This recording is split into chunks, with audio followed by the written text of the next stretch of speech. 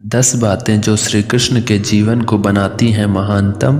जीवन प्रबंधन के लिए सबसे श्रेष्ठ सूत्र। जन्म से लेकर देह त्याग तक भगवान श्री कृष्ण के जीवन की लगभग हर घटना में कोई सूत्र है। युद्ध भूमि पर दिया गया गीता का उपदेश संसार का श्रेष्ठतम ज्ञान माना जाता है।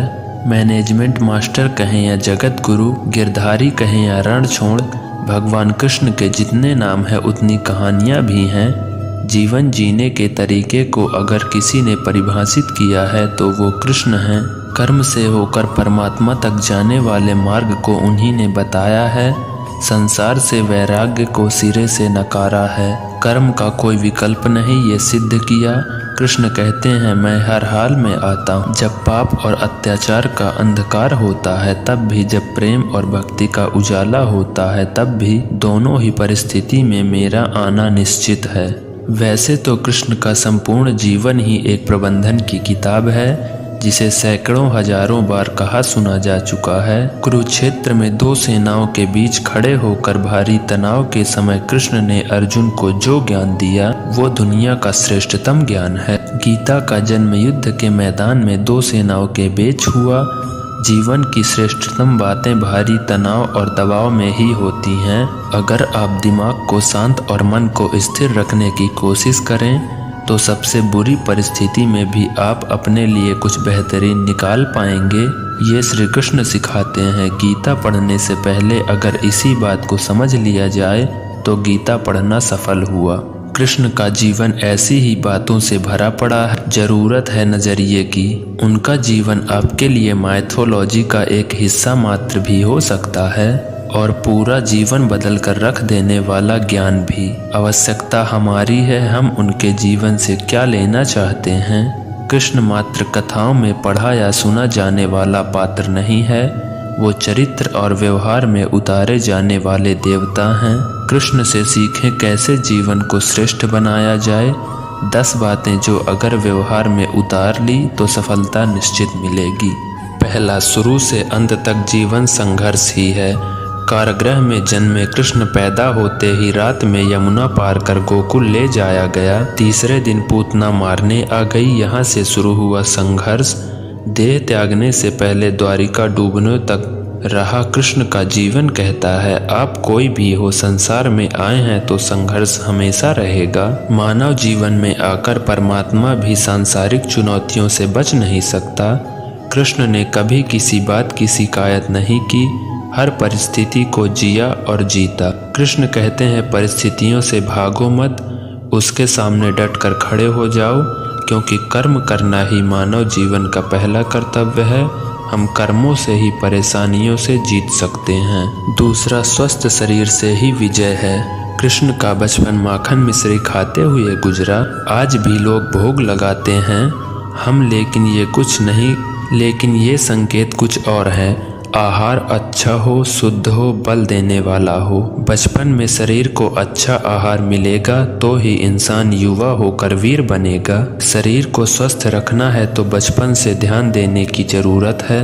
ये पेरेंटिंग के दौर से गुजर रहे युवाओं के लिए बड़ा मैसेज है। अपने बच्चों को ऐसा खाना दे जो उनको बल दे। सिर्फ स्वाद के लिए ही ना खिलाएं, तभी वे बड़े होकर स्वयं को और समाज को सही दिशा में ले जा पाएंगे। तीसरा, पढ़ाई किताबी ना हो, रचनात्मक हो। कृष्ण ने अपनी शिक्षा मध्य प्रदेश के उज्जैन में संदीपनी ऋषि के आश्रम में रहकर पूरी की थी। कहा जाता है 64 दिनों में उन्होंने 64 कलाओं का ज्ञान हासिल कर लिया था। वैदिक ज्ञान के अलावा उन्होंने कलाएं सीखी। शिक्षा ऐसी ही होनी चाहिए जो हमारे व्यक्तित्व का रचनात्मक विकास करे। संगीत, नृत्य सहित युद्ध सहित 64 कलाओं के कृष्ण के व्यक्तित्व का हिस्सा हैं। बच्चों को कोरा ज्ञान ना भरे, उनकी रचनात्मक को नए आयाम मिले, ऐसी शिक्षा व्यवस्था हो। चौथा, रिश्तों से ही जीवन है, बिना रिश्तों के कुछ नहीं। कृष्ण ने जीवन भर कभी उन लोगों का साथ नहीं छोड़ा जिनको मन से अपना माना। अर्जुन से वे युवावस्था में मिले ऐसा महाभारत कहती है, लेकिन कृष्ण अर्जुन से उनका रिश्ता हमेशा मन का रहा। सुदामा हो या उद्धव, कृष्ण ने जिसे अपना मान लिया उसका साथ जीवन भर दिया। रिश्तों के लिए कई लड़ाइयाँ लड़ी, और रिश्तों से ही कई लड़ाइयाँ जीती। उनका सीधा संदेश है, सांसारिक इंसान की सबसे बड़ी धरोहर रिश्ते ही हैं। अगर किसी के पास रिश्तों की थाती नहीं है तो वो इंसान संसार के लिए गैर जरूरी है। इसलिए अपने रिश्तों को दिल से जिए, दिमाग से नहीं। 5वां, नारी का सम्मान समाज के लिए जरूरी है। राक्षस नरकासुर का आतंक था। करीब 16,100 महिलाएं को उसने अपने महल में कैद किया था। महिलाओं से बलात्कार में उसे सुख मिलता था। कृष्ण ने उसे मारा, सभी महिलाओं को मुक्त कराया, लेकिन सामाजिक कुरीतियां तब भी थीं। उन महिलाओं को अपनाने वाला कोई नहीं था। खुद उनके घर वालों ने उन्हें दूषित मानकर त्याग दिया। ऐसे में कृष्ण आगे आए, सभी 16,100 महिलाओं को अपनी पत्नी का दर्जा दिया। समाज में उन्हें सम्मान के साथ रहने के लिए स्थान दिलाया। कृष्ण ने हमेशा नारी शक्ति बताया, उसके सम्मान के लिए तत्पर रहे। पूरी महाभारत नारी के सम्मान के लिए ही लड़ी गई। तो आप कृष्ण भक्त हैं तो अपने आसपास की महिलाओं का पूरा सम्मान करें। कृष्ण की कृपा पाने का ये सरलतम मार्ग है। 6वां है, आपके मतभेद अगली पीढ़ी के लिए बाधा ना बने। कम ही लोग जानते हैं कि जिस दुर्योधन के खिलाफ कृष्ण ने आजीवन पांडवों का साथ दिया था, उसकी मौत का कारण भी कृष्ण की कूटनीति बनी।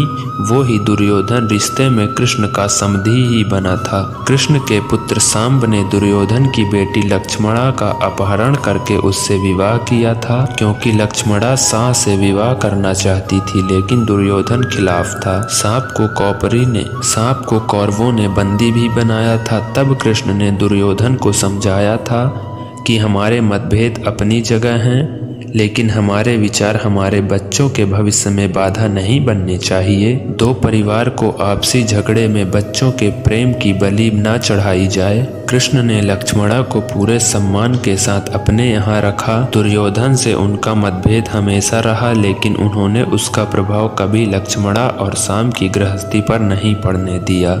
7वां, शांति का मार्ग ही विकास का रास्ता है। कृष्ण ने महाभारत युद्ध के पहले शांति से समझौता करने के लिए पांडवों और कौरवों के बीच मध्यस्थता की। हालांकि दोनों ही पक्ष युद्ध लड़ने के लिए आतुर थे, लेकिन कृष्ण ने हमेशा चाहा कि कैसे भी युद्ध टल जाए। झगड़ों से कभी समस्याओं का समाधान नहीं होता।